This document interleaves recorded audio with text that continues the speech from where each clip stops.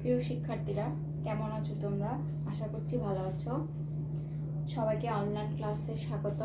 নারায়ণ সরকারি মহিলা কলেজের গত ক্লাসে তোমাদের সাথে তথ্য যোগাযোগ প্রযুক্তির তৃতীয় অধ্যায় তৃতীয় অংশের ডিজিটাল ডিভাইসের তৃতীয় ক্লাস নিয়েছিলাম।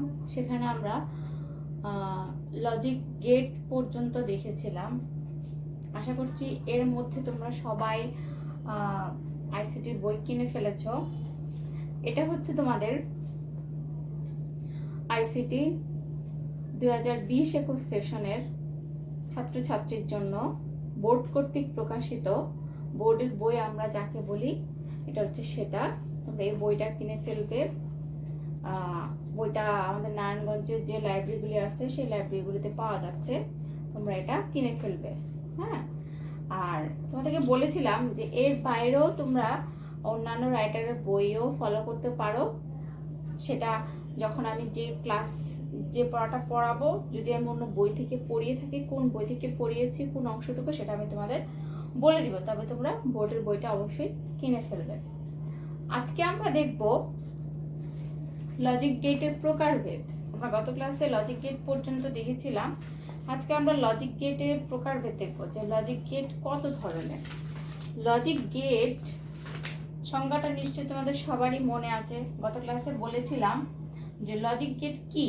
লজিক গেট হচ্ছে বুলিয়ান অ্যালজেব্রার ব্যবহারিক প্রয়োগের জন্য যে ইলেকট্রিক সার্কিট ব্যবহার করা হয় তাকে লজিক গেট বলা হয়। ঠিক আছে, অর্থাৎ লজিক গেটে কাজ করা হয় মূলত 0 এবং 1 দ্বারা। আমরা জানি কম্পিউটার কাজ করে বাইনারি সংখ্যা দ্বারা। বাইনারি সংখ্যার মধ্যে যেহেতু দুইটা সংখ্যাই রয়েছে, 0 এবং 1, এবং বাইনারি সংখ্যার ভিত্তি হচ্ছে 2, এই কারণে লজিক গেটও কিন্তু কাজ করে শুধুমাত্র 0 এবং 1 নিয়ে। এখন আমরা দেখব যে লজিক গেটের প্রকারভেদ। লজিক গেট মূলত 2 ধরনের। লজিক গেট মূলত 2 ধরনের। আচ্ছা, একটা হচ্ছে মৌলিক গেট আর একটা হচ্ছে যৌগিক গেট। দেখো, যদি একটু এভাবে দেখি, একটাকে বলা হচ্ছে মৌলিক এবং অপরটাকে বলা হচ্ছে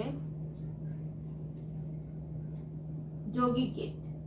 মৌলিক শব্দের অর্থ কি আমরা সবাই জানি। মৌলিক শব্দের অর্থ হচ্ছে যে গেটগুলো এককভাবে একটি গাণিতিক অপারেশন সম্পাদন করতে পারে তাকে মৌলিক করে বলা। মৌলিক শব্দের অর্থ কি? মৌলিক মানে হচ্ছে যাকে আর কোনোভাবেই ভাঙা যাবে না। ঠিক আছে। যৌগিক হচ্ছে 2 বা 2 এর অধিক মৌলিক গেট সমন্বয়ে যে নতুন যে গেট তৈরি হবে তাকে বলা হবে যৌগিক গেট। তাহলে মৌলিক গেটের সংজ্ঞাটা কি দাঁড়ায়? মৌলিক গেট হচ্ছে যে গেটগুলো, লিখে দিচ্ছি, মাঝে মাঝে তোমাদের মৌলিক গেটের সংজ্ঞা আসে, যে গেটগুলো এককভাবে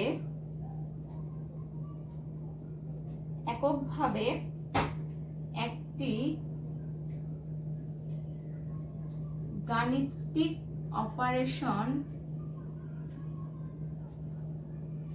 গাণিতিক অপারেশন সম্পাদন করতে পারে। গাণিতিক অপারেশন সম্পাদন করতে পারে তাকে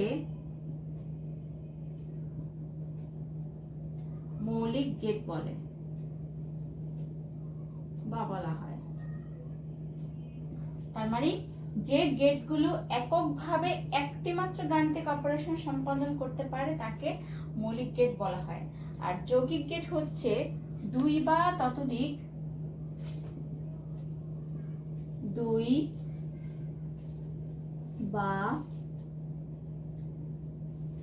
ততোধিক মৌলিক গেটের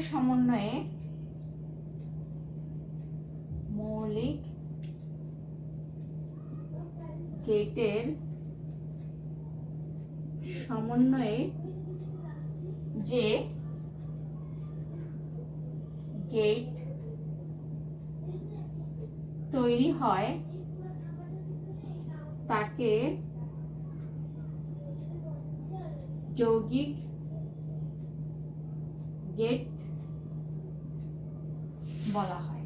ঠিক আছে, অর্থাৎ যৌগিক গেটকে তো ভাঙা যায়, এই জন্যই বলা হয়, বা দুইয়ের অধিক মৌলিক গেটের সমন্বয়ে নতুন যে একটা গেট তৈরি করা হয় তাকে যৌগিক গেট বলা হয়। এরপর আমরা দেখব যে মৌলিক গেটের ভিতরে আবার কত ধরনের গেট রয়েছে। ঠিক আছে, মৌলিক গেট 3 ধরনের, যেটার উপর ভিত্তি করে পরবর্তীতে যৌগিক গেটগুলো তৈরি করা হয়। এই জন্য মৌলিক গেটগুলো আমরা আগে ভালো করে শিখব। তোমরা গত ক্লাসে কয়েকজন জিজ্ঞেস করেছিলে যে আমরা সরলীকরণ কবে করব, তারপরে হচ্ছে যে ডি মর্গানের সূত্র প্রমাণ কিভাবে করব বা কবে করব। এই ডি মর্গানের সূত্রের প্রমাণ এবং হচ্ছে সরলীকরণ করার জন্য আমাকে আগে মৌলিক গেট এবং যৌগিক গেট সম্পর্কে বেসিক যে ধারণাটা সেটা তোমাদের অবশ্যই জানতে হবে। এই গেটগুলো সম্পর্কে না জানলে তোমরা সরলীকরণ এবং হচ্ছে ডি মর্গানের সূত্রের প্রমাণ কিন্তু করতে পারবে না। এর পাশাপাশি সরলীকরণ করতে গেলে কিন্তু তোমাদের বইয়ে যে বুলিয়ান অ্যালজেব্রা বা বুলিয়ান যে সূত্র উপপাদ্যগুলি আছে সেগুলো কিন্তু খুব ভালোভাবে জানতে হবে, মাথায় রাখতে হবে, মুখস্থ করতে হবে। সহজ কথা হতে মাথায় রাখতে হবে। তুমি একটা সরলীকরণ মানে কি, সরল বলতে কি বুঝাইছে? সরল বলতে একটা সমীকরণ দেওয়া থাকবে অনেক বড়, এটাকে তুমি বিভিন্ন সূত্র তারপর হচ্ছে বিভিন্ন ধরনের ক্যালকুলেশনের মাধ্যমে জিনিসটাকে একদম সরল করে ছোট করে ফেলা, বড় সমীকরণ থেকে ছোট্ট একটা মান বের করা, এটাই তো সরলীকরণ। এসবের জন্য কিন্তু আমাদেরকে লজিক গেটের প্রকারভেদের বেসিক যে জিনিসটা সেটা আমাদেরকে জানতে হবে। আমরা আস্তে আস্তে সবকিছু শিখবো। ঠিক আছে, এখন আমরা দেখব যে মৌলিক গেট এর প্রকারভেদ। মৌলিক গেট 3 ধরনের। প্রথমটা হচ্ছে অর গেট। এই অর শব্দটা বড় হাতে লিখবে, এটা কখনো ছোট হাতে লিখবে না, এটাকে সবসময় বড় হাতে লিখতে হয়। অর গেট, ঠিক আছে। অর গেট হচ্ছে যোগের কাজ করে। আমি একদম সহজ করে বলে দিচ্ছি, অর মানে হচ্ছে যোগ করা। অর্থাৎ আরেকটা ভাষায় বলতে পারি, যেহেতু আমরা আইসিটি পড়তেছি, আইসিটিতে কিন্তু ম্যাথমেটিক্যাল চ্যাপ্টার হোক আর ম্যাথমেটিক্যালের বাইরে চ্যাপ্টার হোক সবকিছুই কিন্তু যুক্তি দিয়ে আমাদেরকে বুঝাইতে হবে। বিশেষ করে লজিক গেটের চ্যাপ্টার, তারপরে হচ্ছে সংখ্যা পদ্ধতি, এই চ্যাপ্টারগুলি কিন্তু আমাদেরকে অবশ্যই যুক্তি দিয়ে বুঝাইতে হবে। যুক্তি ছাড়া কিন্তু কোনো কিছু হবে না এখানে। এই জন্যই এখানে অর গেটকে বলতে পারো যৌক্তিক যোগ। যৌক্তিক যোগ, ঠিক আছে। এবং এখানে হচ্ছে তোমার 2টা ইনপুট আর হচ্ছে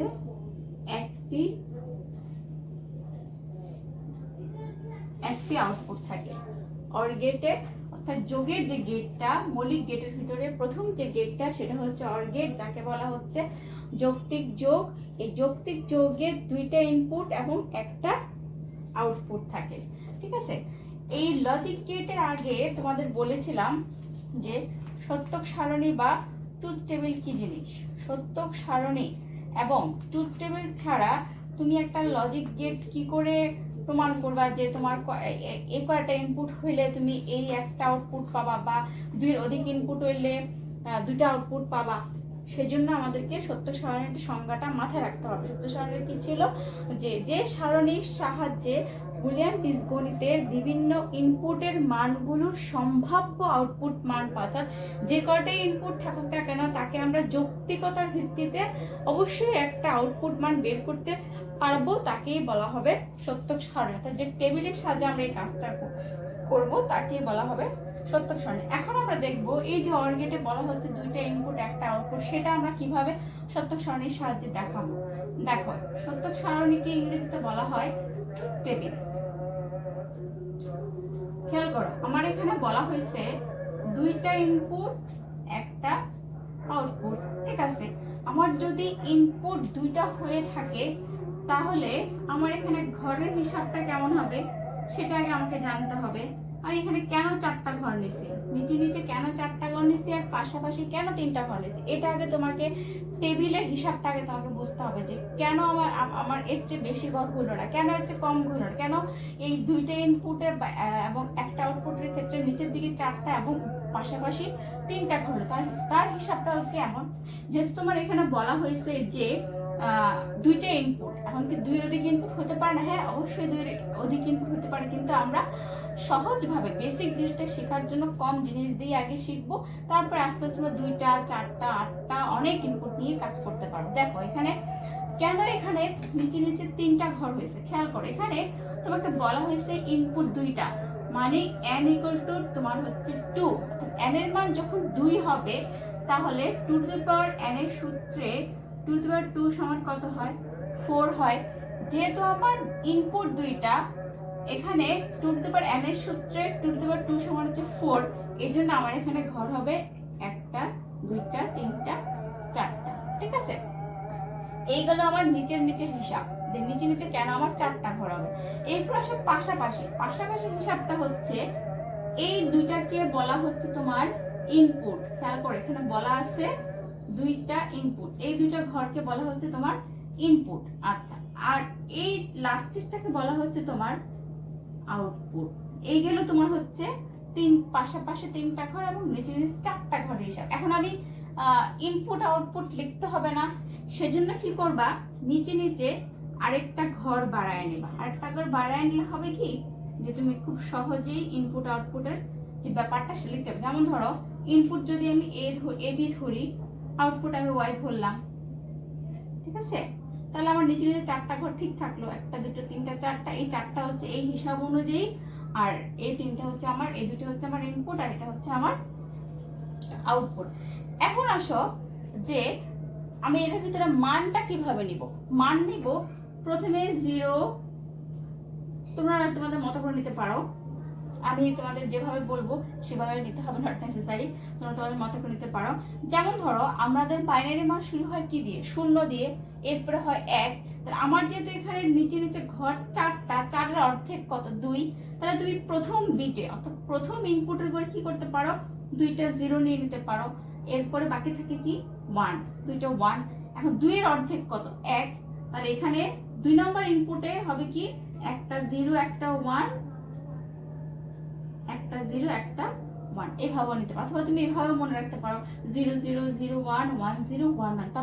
তবে সবচেয়ে সহজ পদ্ধতি যেটা ইনপুট নেওয়ার ক্ষেত্রে, সেটা হচ্ছে যেহেতু তোমার নিচে নিচে ঘর 4টা, সেহেতু তুমি যেটা করবা যে 2টা 0 2টা 1, 2 এর অর্ধেক হচ্ছে 1, একটা 0 একটা 1 একটা 0 একটা 1। এখন প্রশ্ন হচ্ছে যে আমরা এখানে 2টা না হয়ে যে 3টা নিতে পারি না, 4টা? হ্যাঁ, তুমি খেয়াল করবা যে তোমার এখানে ইনপুট সংখ্যা কত। তোমার যদি এখানে ইনপুট 3 হয়, তাহলে তোমার 2 টু দি পাওয়ার 3 সমান কি হবে? 8 হবে। তাহলে প্রথম বিটে তোমার কি হবে? তখন তার ঘর একরকম থাকবে না, তখন ঘরও বেশি হবে, নিচের দিকে ডান দিকে। এটা তোমাদের আমি পরে দেখাবো, আগে আমরা ছোট জিনিসগুলি শিখি। তাহলে এখানে কি ব্যাপারটা দাঁড়ালো যে 2টা 0 2টা 1, একটা 0 একটা 1, একটা 0 একটা 1। এখন আসো যে আমরা আউটপুটের মান কি করে বের করব। ইনপুট তো নিয়ে ফেলছে, এখন আউটপুট কি করে বের করব। আউটপুটটার ক্ষেত্রে খেয়াল করে এখানে বলা হচ্ছে যৌক্তিক যোগ। আমরা কিন্তু স্বতঃসিদ্ধ নীতিতে যোগের সূত্র এবং গুণের সূত্র কিন্তু দেখে আসছি, সেখান থেকেই হোক, আর হচ্ছে যে বুলিয়ান অ্যালজেব্রার যে উপপাদ্য, সেখানেও কিন্তু মৌলিক সূত্র ছিল, মৌলিক উপপাদ্য ছিল, সেখানেও কিন্তু আমরা দেখে আসছিলাম। সেটা রেশ ধরেই যদি তুমি যোগ করো, 0 0 যোগ করলে কি হবে? 0 হবে। 0 আর 1 যোগ করলে 1 হবে, 1 আর 0 যোগ করলে 1 হবে, 1 1 যোগ করলে কি হবে? সাধারণত 1 1 যোগ করলে নরমালি 2 হওয়ার কথা, কিন্তু এখানে তো সাধারণ যোগ না, এখানে হচ্ছে বুলিয়ান অ্যালজেব্রার যোগ। এখানে কিন্তু সংখ্যা পদ্ধতির যোগ না, বা বাইনারি যোগ না। যে যদিও সংখ্যাগুলি 0 আর 1 বাইনারি সংখ্যা, কিন্তু এখানে কোনোভাবেই তোমার বাইনারি যোগ হবে না। বাইনারি যোগ কি হয়? 0 আর 1 যোগ করলে কত হয়? 2, 2 এর বাইনারি কত? 10। ঠিক আছে, তাহলে 0 হচ্ছে যোগফল, আর হাতের বামে যে একটা থাকে সেটাকে আমরা বলি অতিরিক্ত সংখ্যা বা ক্যারি বিট। কিন্তু এখানে মনে রাখবে যে a প্লাস a সমান যদি a হয়, তাহলে এর মান যদি 1 হয়, তাহলে 1 প্লাস 1 সমানও কিন্তু 1 হবে। এই সূত্র ধরেই বুলিয়ান অ্যালজেব্রা যোগের ক্ষেত্রে 1 প্লাস 1 সমান 1 হবে। ঠিক আছে, ক্লিয়ার সবাই? এরপর আসো এখান থেকে আমাদের কি বের করতে হবে? সমীকরণ বের করতে হবে। ওয়াই এর সমান সমীকরণ কি হবে? আমাদের এখানে মূল কাঁচামাল বা মূল জিনিসটা কি, মূল ইনপুট কি? মূল ইনপুট হচ্ছে আমার এ আর বি। তাহলে আমরা এই এ আর বি একটার সাথে একটা কি কাজ করছি? যোগের কাজ করছি। তাহলে আমার সমীকরণে কি হবে? সমীকরণও হবে এ প্লাস বি, এর সাথে বি আমরা যোগ করে আউটপুট বের করছি, ঠিক আছে? এরপর আসো এই এ প্লাস বি, এখানে লিখতে পারো আউটপুট সমীকরণ, ঠিক আছে?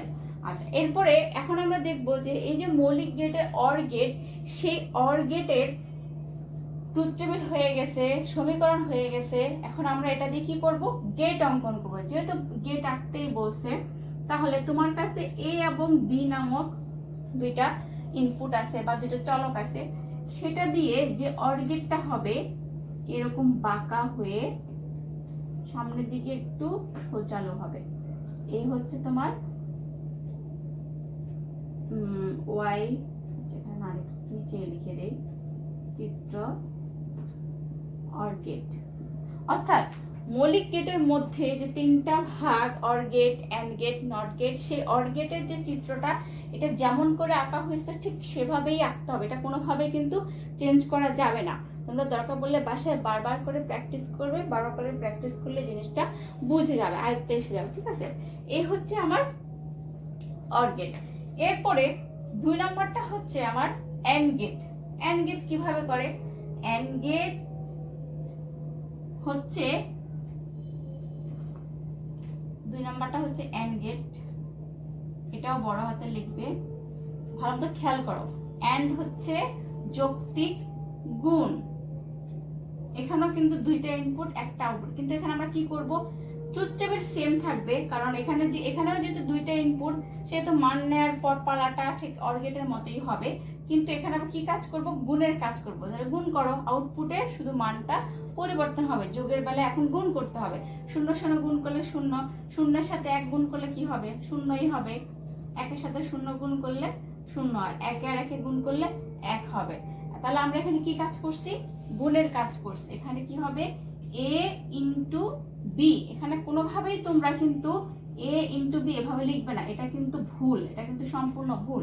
এটা কোনোভাবে লিখবে না, a ইন্টু বি এভাবে লিখবে। এখন এখানে কি হবে? গেটটা চেঞ্জ হবে, ঠিক আছে? গেটটা কি হবে? এন্ড গেটের বেলা অর্থাৎ গুণের ক্ষেত্রে বড় হাতের ডি আমরা যেভাবে লিখি ঠিক সেভাবে হবে এন্ড গেট। এই হচ্ছে অরের সাথে এন্ড এর পার্থক্য। শুধু তোমরা এখানে কি করবা? গুণ করে গুণফলটা বসাবা আর চিত্রটা চেঞ্জ করবে, এখানে সমীকরণটা চেঞ্জ করবা। এরপরে মৌলিক গেট যে 3 ধরনের, লাস্ট যে ধরনটা সেটাকে বলা হচ্ছে নট গেট। এই নট গেটটা এত বেশি গুরুত্বপূর্ণ, যেটা কিনা তোমাদের এই চ্যাপ্টার এবং পরবর্তী কয়েকটা চ্যাপ্টারও কিছু কিছু ক্ষেত্রে কাজে লাগবে। নট গেটটা তোমরা এত বেশি করে বুঝবা যে যেটা দিয়ে তুমি সরলীকরণ, এটা ছাড়া তুমি সরলীকরণ করতে পারবা না। এটা ছাড়া তুমি যে কোনো একটা কি বলে, যে কোনো একটা সূত্র প্রমাণ করতে পারবা না। এটা ছাড়া একটা গেট দেওয়া হলে সেখান থেকে যে মান বের করে নতুন আবার সরলীকরণ করে গেট তৈরি করতে, সেটা করতে পারবা না। সেজন্য বলবো যে মৌলিক গেটগুলো খুব খুব ভালো করে দেখবা। আমরা এখন দেখব নট গেট কেমন। 3 নাম্বার যে গেটটা মৌলিক গেটের, তাকে বলা হচ্ছে নট গেট। নট গেটটা কেমন খেয়াল করো।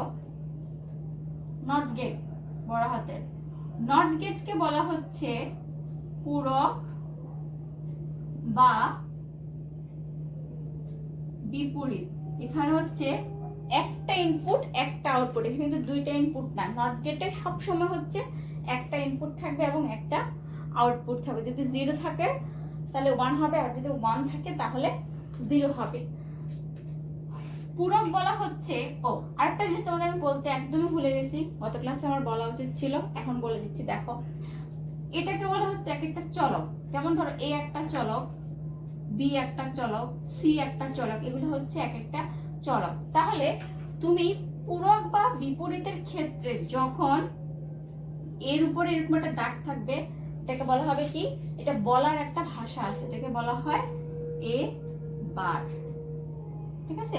আবার যখন বির উপরে বার থাকবে তাকে বলা হবে বি বার, সির উপরে থাকলে বলা হবে সি বার। অনেক সময় কিন্তু এর বাইরেও অন্যরকম ভাবে থাকে, যারা সায়েন্সে পড়ে আসছো তারা কিন্তু জানো এভাবে কিন্তু থাকে, এটাকে আমরা কিন্তু বলে থাকি এ প্রাইম। এখন তোমরা বলবা আইসিটি ভাষায় এ বার, ঠিক আছে। যখন তোমার একটা মাত্র চলকের উপরে এই দাগটা থাকবে তখন বলবা বার, এ বার, বি বার, সি বার, ডি বার, ঠিক আছে। যদি তোমার একের অধিক চলক থাকে, যেমন ধর এরকম থাকলো এ বি তার উপরে বার, যেহেতু আমার একের অধিক চলক হয়ে গেছে তাহলে তোমরা এটাকে বলবা এ বি হোল বার, ঠিক আছে। আবার ধরো যদি এরকম থাকে এ প্লাস বির উপরে বার, এটাকে কি বলবো একসাথে এ প্লাস বি হোল বার, অর্থাৎ এ প্লাস বি দুইটার উপরে বার, এটাকে একত্রে বলা হয় এ প্লাস বি হোল বার। এটা বলার নিয়ম হচ্ছে এটা। আচ্ছা, এখন আমরা দেখব নট গেটের ট্রুথ টেবিলটা কেমন। নট গেটের ট্রুথ টেবিলটা হচ্ছে বলা হয়েছে একটা ইনপুট একটা আউটপুট, খেয়াল করে দেখো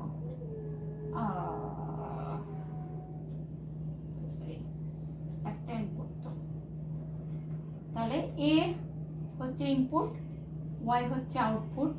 যদি আমার 0 হয়, এখানে হিসাবটা দেখো, n এর মান হচ্ছে 1, তাহলে two to the power n এর সূত্রে টু টু দি পাওয়ার 1 সমান হচ্ছে 2, তার মানে ঘর হচ্ছে আমার 2টা, তাহলে 0 আর 1 হবে। তাহলে যদি আমার 0 প্রথমটা 0 হয়, পরেরটা 1 হবে, এটা হচ্ছে পূরক। পূরক হচ্ছে যে বার, বারকে বলা হচ্ছে পূরক। আর বিপরীত শব্দটা ব্যবহার হয় মানের ক্ষেত্রে। 0 হলে কি হবে, বিপরীত মান হবে 1 হবে, আর 1 হলে কি হবে 0 হবে। এই হচ্ছে আমার নট গেটের ট্রুথ টেবিল। একটা আরেকটার বিপরীত হবে, যদি কখনো 0 হয় তাহলে হবে 1, আর যদি কখনো 1 হয় তখন হবে 0। এখন আসে এটার সমীকরণ কি দাঁড়াবে। এটার সমীকরণ দুই ভাবে হবে। যখন তোমার এর মানটা 0 হবে তখন তোমার এর মান 0 মানে হচ্ছে এ বার, এর মান 0 মানে হচ্ছে এর মান যখন 0 তখন হচ্ছে এ বার, তাহলে এ বার এভাবে লিখি y ইকুয়াল টু একবার হবে a আরেকবার হবে a বার। তো যখন তোমার আউটপুটে 1 হবে তখন হচ্ছে a, যখন তোমার আউটপুটে 0 হবে তখন হচ্ছে a বার। আর আমরা যখন সার্কিট গেট আঁকবো তখন হচ্ছে প্রথমে ধরবা a বার যার মান হচ্ছে 0, গেটটা হচ্ছে এরকম প্যাটার্ন মতো বের হবে এবং তার সামনে একটা পুটুলি থাকবে, এটা 0 আছে, এটা কি হয়ে যাবে 1 হয়ে যাবে। আর এটা এ বার আছে, এ বারের বিপরীত হয়ে কি হবে এ হবে, ঠিক আছে। আবার যদি আমরা এটা গেল আমার এটুকুর জন্য, এর মান যখন 0 অর্থাৎ তাকে বলা হবে এ বার, সেটা চেঞ্জ হয়ে কি হবে এর মান 1 হয়ে যাবে, আর এ বারটা তখন এ হয়ে যাবে। আর আমরা যদি বিপরীত করে ধরি, যদি এ থাকে অর্থাৎ এর মান যখন 1 থাকবে তখন সে এই নট গেটের ভিতর দিয়ে গিয়ে সে হয়ে যাবে এ বার, যার মান হয়ে যাবে তখন 0। এ হচ্ছে আমার মূলত মোটামুটি নট গেট, পূরক গেট বা বিপরীত গেট যাই গণনা করো, এ হচ্ছে মূলত তোমাদের মৌলিক গেট। এই মৌলিক গেটগুলো যদি ভালোভাবে করতে পারো, বুঝতে পারো, মাথায় নিতে পারো, তাহলে অবশ্যই তোমরা যৌগিক গেটগুলো মৌলিক গেট দিয়ে তৈরি করতে পারবে। মৌলিক গেটের সাহায্যে বিভিন্ন গেটের সমস্যার সমাধান করতে পারবে, আবার যৌগিক গেট দিয়েও মৌলিক গেটগুলি বাস্তবায়ন করতে পারবে, এবং হচ্ছে ডি মর্গানের সূত্র সরলীকরণ সবই করতে পারবে, ঠিক আছে। আজকে এ পর্যন্তই। সামনের ক্লাসে আমরা কি দেখব, ডি মর্গানের সূত্রের প্রমাণ। যদি তোমরা মৌলিক গেট পড়ে ফেলছো, সো সামনের ক্লাসে আমরা ডি মর্গানের সূত্রের প্রমাণটা দেখব। সবাই সে পর্যন্ত ভালো থাকবে, অনলাইন ক্লাসগুলি ফলো করবে। আশা করছি তোমরা উপকৃত হবে। সবাইকে অনেক ধন্যবাদ।